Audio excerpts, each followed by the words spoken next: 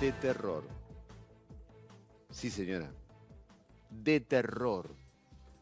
Un hombre de 50 años convivió durante un año con sus padres muertos en su casa. Un año. Mamá y papá muertos dentro de su casa.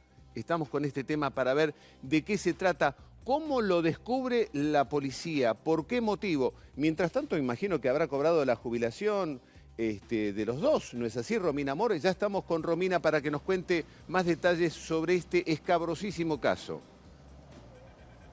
Sí, Esteban, y esta historia macabra que empieza a desentrañarse en las últimas horas cuando el hijo de este matrimonio, un hombre de 43 años, esquizofrénico, sufre un accidente en la vía pública, se cae aparentemente, se fractura la cadera y es llevado inmediatamente al hospital de Vicente López. Cuando llega, los médicos le preguntan si se podía contactar con algún familiar y este hombre ahí les confiesa, estoy en mi casa con mis padres, pero mis padres están muertos. Imagínense los médicos con esta información. Inmediatamente radican la denuncia, la policía que llega en el día de ayer a la tarde, ingresan a la casa estaba abierta, sin llave, y bueno, y finalmente comprueban que lo que estaba diciendo este hombre era verdad. La mamá, que sería la persona que habría fallecido en última instancia, porque no fallecieron al mismo tiempo, por lo menos no por el estado de putrefacción que presentaban los cuerpos.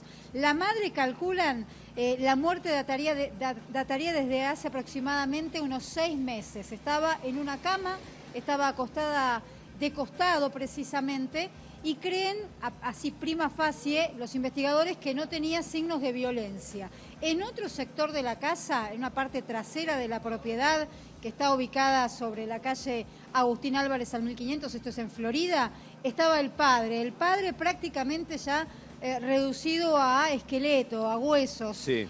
Aparentemente todo indicaría que en este caso el papá habría fallecido hace por lo menos un año. Y esto coincide, Esteban, con el testimonio de una vecina de Ruth, que tenía cierto contacto con esta gente, que dice que desde hace aproximadamente un año ya no vio más al hombre, que tenía 80 años, que era el que se manejaba o que se mantenía un poco más activo. Claro. La mujer ya hacía tiempo que no salía a la calle, que aparentemente estaba postrada, estaba enferma.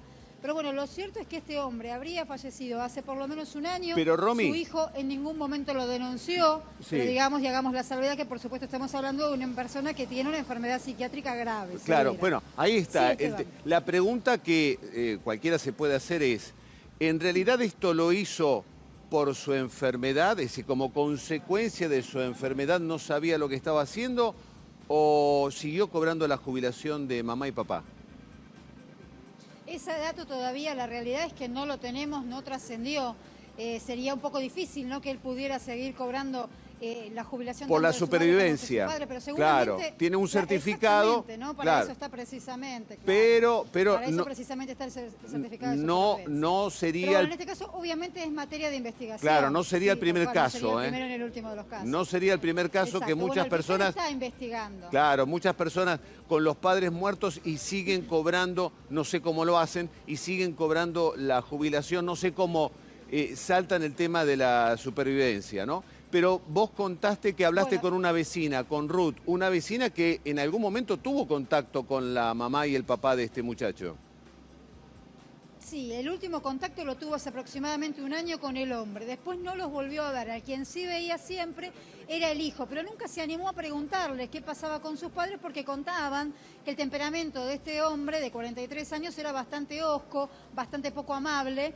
En este momento está saliendo la policía que estaba trabajando en el lugar. Hace un ratito, Esteban, te cuento, entraron 2 bomberos al lugar porque por orden del fiscal, el fiscal quiere investigar un poco la casa y quiere ver si hay algún tipo de pérdida de gas. ¿Por qué? Porque en principio las autopsias indicarían que no habrían muerto de manera violenta. Claro. Pero por supuesto, es una prima facie, ¿no? Sí. Habrá que investigar un poquito más. Sí. El estado de descomposición de los cuerpos es muy avanzado. ¿Y Ruth Pero qué te dijo? propongo, si querés escuchar justamente el testimonio de Ruth, que hablaba de esto, ¿no?, de que lo sorprendió por completo la situación y de cómo era un poco la relación entre esta pareja, este matrimonio de 80 años y su hijo esquizofrénico.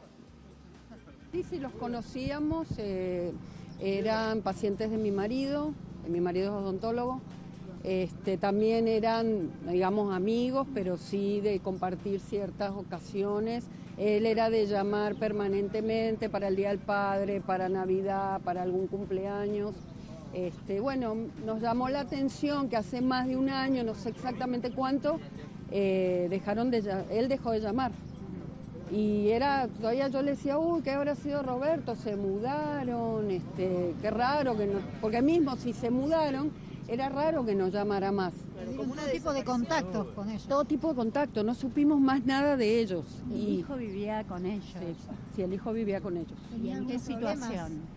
O sea, lo que yo sé era que el hijo no tenía algún problema psiquiátrico, no sé de qué magnitud ni de qué tipo, porque bueno, podía ser depresión, no lo sé porque no lo conocía él.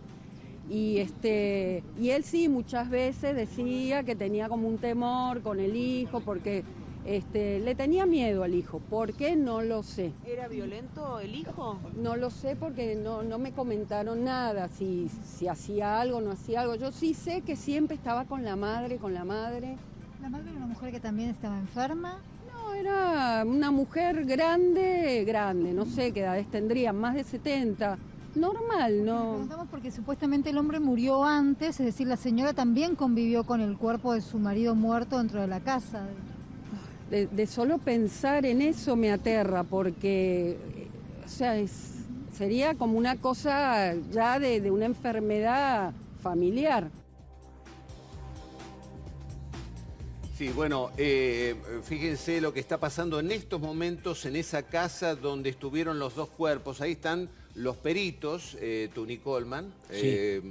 Corroborás lo que estoy diciendo, ¿no? Es sí, efectivamente así. Son los peritos que han entrado a trabajar. Tienen que ingresan a trabajar con tubos de oxígeno, porque es imposible estar en esa casa. Por eso hay tantas preguntas. Por ejemplo, ¿qué pasó? La mamá vio que su marido seguía allí en una cama, que se iba convirtiendo su cuerpo en un esqueleto. ¿Por qué? Porque le tenía miedo a su hijo. Es decir, no le dijo, vamos a enterrar a tu papá. ¿Por qué? Porque le tenían miedo. Madre y padre le tenían miedo al hijo que era capaz de hacer cualquier cosa. No sabemos, la verdad que no sabemos.